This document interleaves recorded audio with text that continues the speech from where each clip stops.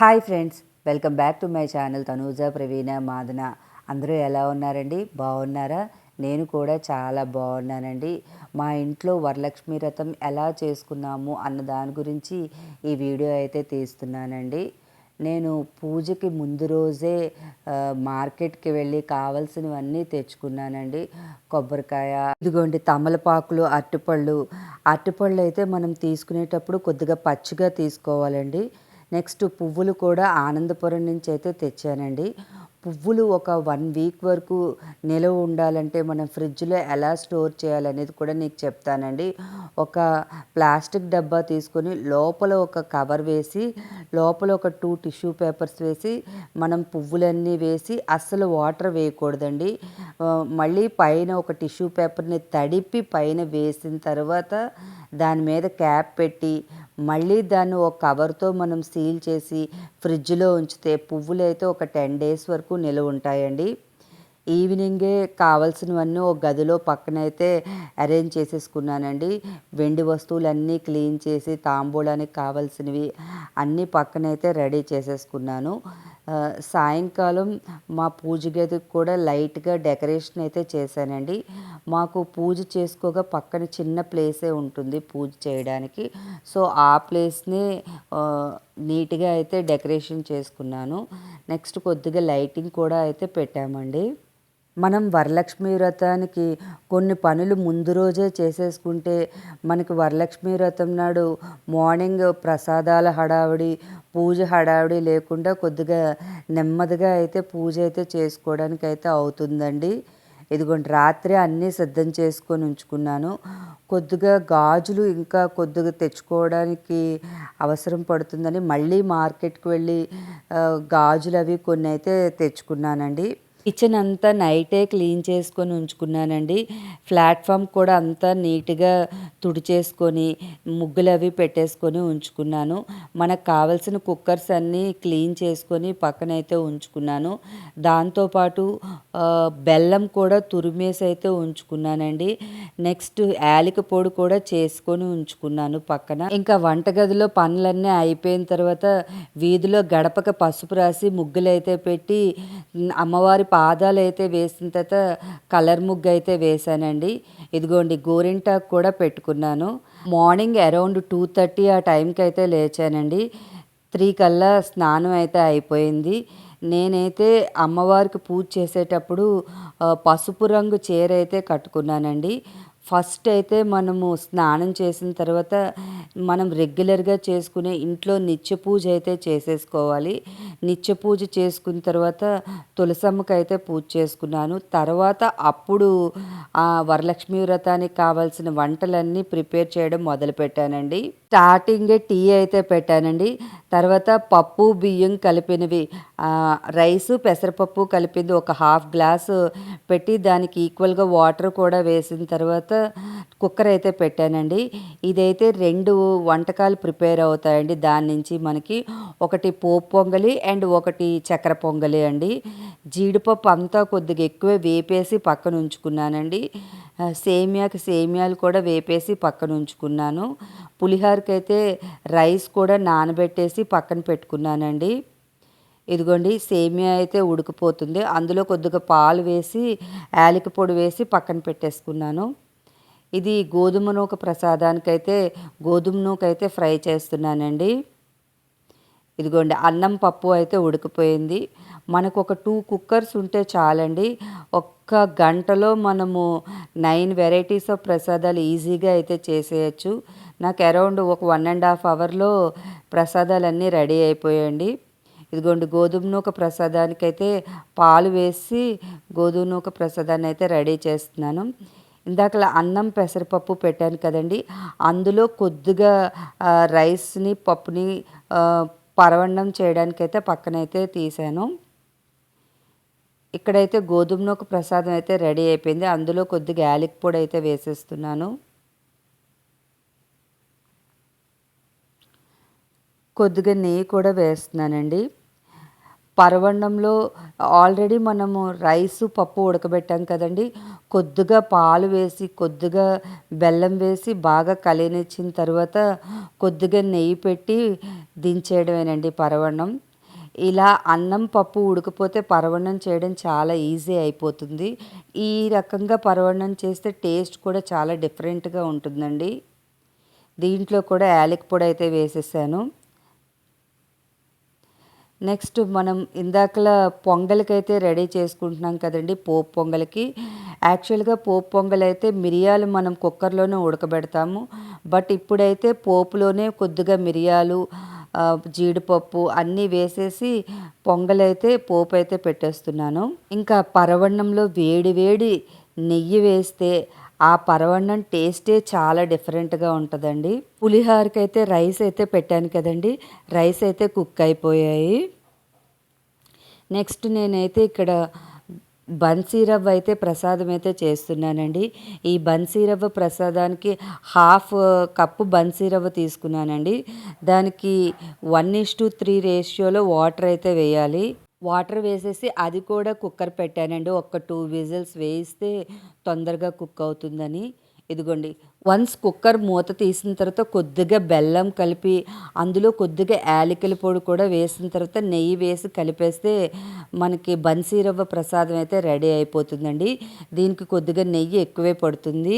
పులిహోరకి పులుసు కూడా రెడీ చేసేసి పులిహోర అయితే కలిపేసానండి. ఆ పులిహోర చేసిన రైస్‌లోనే కొద్దిగా అన్నం ఉంచేసి దద్దోజనం అయితే చేశానండి. ఈ దద్దోజనానికి మనము ఇంట్లో పెరుగు కాకుండా బయట తెచ్చుకునే పెరుగు అయితే పులకుండా ఉంటుందండి. దద్దోజనం టేస్టీగా రావాలంటే రైస్‌లో వాటర్, ఉప్పు కలిపేసి మెత్తగా పిసికేసిన తర్వాత పోపు వేసిన తర్వాత మనం ఎప్పుడు తింటామో అప్పుడే పెరుగు వేసుకోవాలండి. నెక్స్ట్ నేనైతే బూర్లకైతే పైన తోపైతే గ్రైండింగ్ చేస్తున్నాను. తర్వాత బూర్లైతే వేసేసామండి. ఈ బూర్లు వేయడానికి కొద్దిగా టైం పట్టింది. మేమైతే శనగపప్పు బూర్లైతే వేసాము.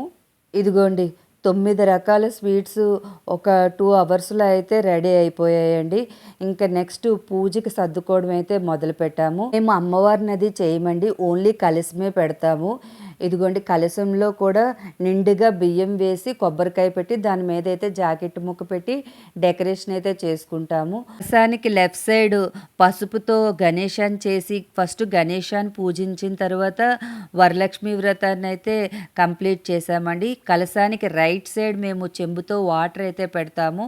అది మేము ప్రతిసారి పూజ చేసేటప్పుడు ఇలా చెంబుతో వాటర్ అయితే పెడతామండి. చేతికి తోరం కట్టుకొని వరలక్ష్మి అమ్మవారి స్తోత్రాలు పఠిస్తూ నెక్స్ట్ కథ చదువుకుంటూ పూర్తిగా పూజ అయితే కంప్లీట్గా అయితే జరుపుకున్నానండి. నెక్స్ట్ పూజ అనంతరం నేనైతే కుంకుమ పూజ కూడా అమ్మవారికి అయితే చేసుకున్నాను. ఇలా మా పూజ అయితే మార్నింగ్ సెక్షన్ అయితే కంప్లీట్ అయిపోయిందండి. ఇంకా ఇది ఈవినింగ్ లుక్ అండి. ఈవినింగ్ అయితే నేను గ్రీన్ కలర్ శారీ అయితే కట్టుకున్నాను. ఇది ఆల్రెడీ నేను చూపించాను నా శ్రావణ మాసం చీరల లుక్లోని. ఇదిగోండి, సాయంకాలం కూడా మనం దేవుడికి పూజ అయితే చేశానండి. ఇక సాయంకాలం మా ఇంటికైతే మా ఫ్రెండ్స్ అయితే కొందరైతే ముత్తైదువులు అయితే వచ్చారండి. వాళ్ళకైతే తాంబూలాలు అయితే ఇచ్చాను. నేను కూడా కొన్ని హౌసెస్కి అయితే వెళ్ళానండి. అక్కడ కూడా కొన్ని వీడియోస్ అయితే తీశాను. అమ్మవారికి నేనైతే ఈసారి నిండు తాంబూలం అయితే ఇచ్చానండి. నిండు తాంబూలం అనేది ఎలా అవ్వాలి, అసలు నేను ఏమి ఇచ్చాను అనేది కూడా నేను నా నెక్స్ట్ వీడియోలో అయితే పెడతానండి.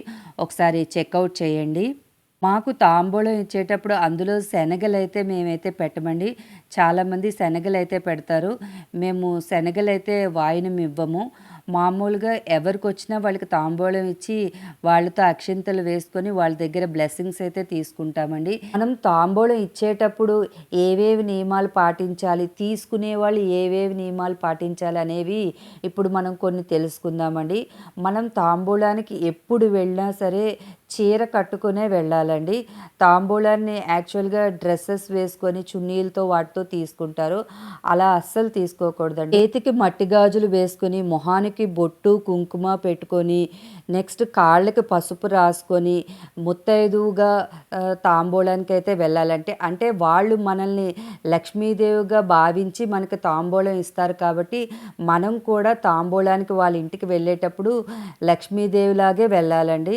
తాంబూలానికి వెళ్ళేటప్పుడు బ్లాక్ శారీ అస్సలు కట్టుకోకూడదండి. యాక్చువల్లీ మనం తాంబూలానికి కానీ ఇంట్లో పూజలు కానీ చేసుకునేటప్పుడు ఎల్లో శారీ కానీ గ్రీన్ శారీ కానీ కట్టుకుంటే చాలా మంచిదండి. ఇంకా తలలో పువ్వులు అయితే పెట్టుకోవాలండి. పువ్వులు లేకపోతే ఈవెన్ ఒక చామంతి పువ్వు అయినా పెట్టుకోవాలి. అండ్ కాళ్ళకి మట్టెలు అండ్ పట్టీలు అయితే తప్పనిసరిగా ఉండాలండి. తాంబూలం తీసుకునేవారు మనకన్నా చిన్నవారైనా సరే పెద్ద చిన్న అనే భేదం లేకుండా మనం మహాలక్ష్మికి ఇస్తున్నాం అనుకుంటూ వాళ్ళకైతే మనం కాళ్ళకైతే దండం పెట్టాలండి. వాళ్ళ దగ్గర బ్లెస్సింగ్స్ అయితే తీసుకోవాలి. ఇంకా మా ఇంట్లో అందరికీ తాంబూలాలు అయితే ఇచ్చేసానండి ముత్తైదువులకి. నేనైతే మా ఫ్రెండ్స్ వాళ్ళ ఇంటికి అయితే వెళ్ళాను. ఇదిగోండి మా ఫ్రెండ్ వాళ్ళ ఇంట్లో ఇలా అయితే పూజ అయితే జరుపుకున్నారు. ఆవిడ కూడా మా అందరికీ తాంబూలాలు అయితే ఇచ్చారండి. ఒక్కొక్కరు ఒక్కొక్క విధంగా అమ్మవారిని అయితే పూజిస్తారండి. మనందరి మీద అమ్మవారి కృపా కటాక్షాలు ఎప్పుడూ ఉండాలని నేనైతే కోరుకుంటున్నాను. వరలక్ష్మి వ్రతంలో మనం చేయవలసిన కొన్ని పనుల గురించి అయితే నేనైతే ఇప్పుడు వీడియోలో చెప్తానండి. చాలామంది అమ్మవారికి డెకరేషన్ చేస్తారు. చేసేటప్పుడు ఆర్టిఫిషియల్ నగలైతే వేస్తారండి. బట్ మనకున్నది ఏదైనా ఒక గోల్డ్ వస్తువే అమ్మవారికి వేస్తే మంచిదని నా అభిప్రాయం. దాంతోపాటు మనం వేసే బంగారం వస్తువుల్ని కడిగి వేస్తారండి చాలామంది. అలా కడిగి కూడా వేయకూడదండి అమ్మవారికి. అమ్మవారికి గోల్డ్ ఐటెంని కొద్దిగా పసుపు రాసి చిన్న పసుపు బొట్టు పెట్టి వేసేయడమేనండి. నెక్స్ట్ అమ్మవారిని మనం పెట్టేటప్పుడు కలశం నిండా బియ్యం వేస్తాం కదండి. ఆ బియ్యాన్ని మనము వెజ్ తినే రోజుల్లోనే వండుకొని తినాలండి. ఆ బియ్యాన్ని మనం నాన్ వెజ్ తిన్న రోజుల్లో ఆ రైస్ని అయితే యూస్ చేయకూడదు. ఇంకా అమ్మవారి కలశం మీద పెట్టిన కొబ్బరికాయనైతే మనం శనివారం సోమవారం బుధవారమే కొట్టేయాలండి. కొట్టిన తర్వాత ఆ వచ్చిన వాటర్ని మనమే తాగాలి. ఆ కొబ్బరికాయ ముక్కలను కూడా డైరెక్ట్గా మనం కొబ్బరికాయ ముక్కల్నే తినాలండి. కుక్ చేయకూడదు. అంటే కొబ్బరుండలు కానీ చట్నీ కానీ అలా చేసుకొని తినకూడదండి. ఆ కొబ్బరికాయ వాడేసిన తర్వాత ఆ పెచ్చులు కూడా డైరెక్ట్గా మనం డస్ట్బిన్లో పడేయకూడదండి. ఆ కొబ్బరికాయ పెచ్చులని నెక్స్ట్ మనము పూజ అంతా చేసిన తర్వాత ఉన్న పువ్వులని అన్నిటినీ మనమైతే గంగలో కలపాలండి. ఇలా చేస్తే మన పూజ అయితే కంప్లీట్ అయినట్టు అవుతుంది. నాకైతే అరౌండ్ అందరికీ తాంబూలాలు ఇచ్చి నేను అందరింట్లకి వెళ్ళి వచ్చేసరికి అరౌండ్ నైట్ అయితే 9:00 అయిందండి. ఇంటికి వచ్చిన తర్వాత మళ్ళీ కాళ్ళు చేతులు కడుక్కొని అమ్మవారికి దిష్టి అయితే తీసిన తర్వాత అమ్మవారికి అయితే కదిపేసి ఉద్యాపన అయితే చెప్పేస్తామండి. యాక్చువల్గా చాలామంది శుక్రవారం అమ్మవారిని కదపరు. నెక్స్ట్ శనివారం మార్నింగ్ మళ్ళీ పూజ చేసి కదుపుతారు. మా ఇంట్లో మాత్రం మేము ప్రతిసారి శుక్రవారమే కదిపేస్తామండి. అది మా అలవాటు. ఇలా మా శ్రావణ శుక్రవారం పూజ అయితే కంప్లీట్ అయిందండి.